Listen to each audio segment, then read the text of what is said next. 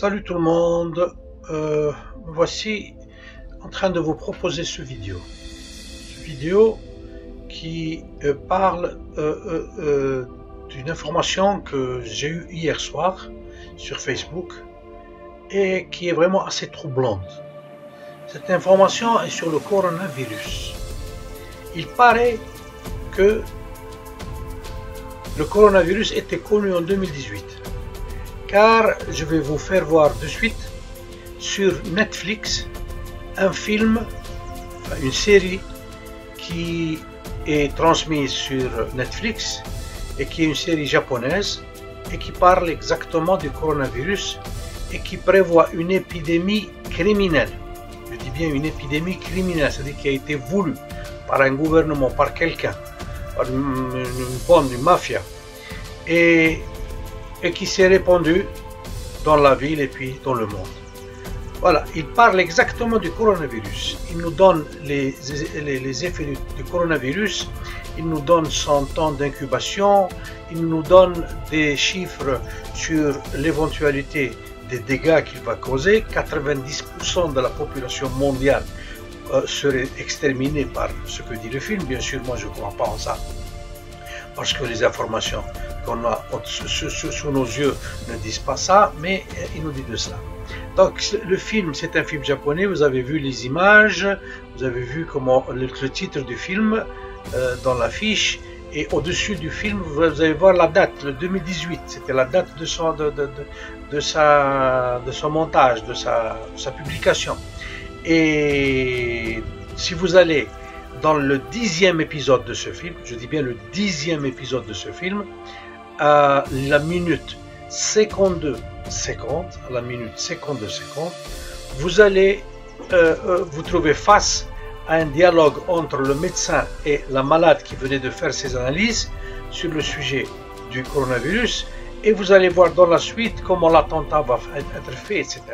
Donc je vous invite à voir cela, à le constater de vous-même et à vous poser les questions que je suis en train de me poser moi-même. Comment est-il possible qu'en 2018, on savait déjà de ce coronavirus? Et même si ce n'était pas la même catégorie que celui qu'on a maintenant est un peu plus développé que celui qu'il y avait à l'époque. Pourquoi ne l'a-t-on pas à l'époque cherché de préparer des vaccins ou des médicaments pour ce genre de virus? Qu'est-ce qu'il y a derrière tout cela? Moi, certainement, je ne suis pas un amateur du complotisme.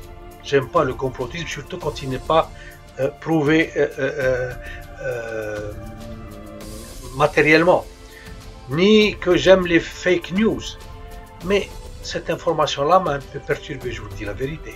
Enfin, voir un film de 2018 qui parle de ce qu'on est en train de vivre maintenant en 2020, c'est un peu préoccupant. Donc, j'espère et je souhaite qu'il n'y a rien derrière tout cela, mais croyez-moi, le confinement qu'on est en train de vivre dans le monde entier est très préoccupant. Et les récits qu'on a sur ce virus et comment il attaque les voies respiratoires, comme le dit d'ailleurs le film et le souligne, me préoccupe aussi longuement. Je souhaiterais et je prie Dieu pour nous tous, pour le monde entier, qu'il n'y a rien derrière cette histoire-là et que ce film-là n'est qu'une coïncidence, un peu bizarre, mais qu'une coïncidence, et que, Inch'Allah, le bon Dieu va éloigner de nous ce mal et va instaurer la paix dans le monde entier.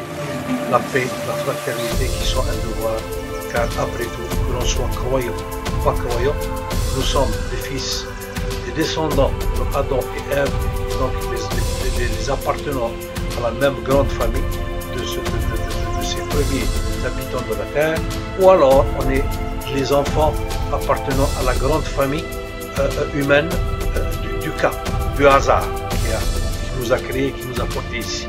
Nous sommes des humains et donc nous devons et nous devrons construire cette paix entre nous et ne pas permettre à la politique de créer la haine entre nous. Voilà. Au revoir.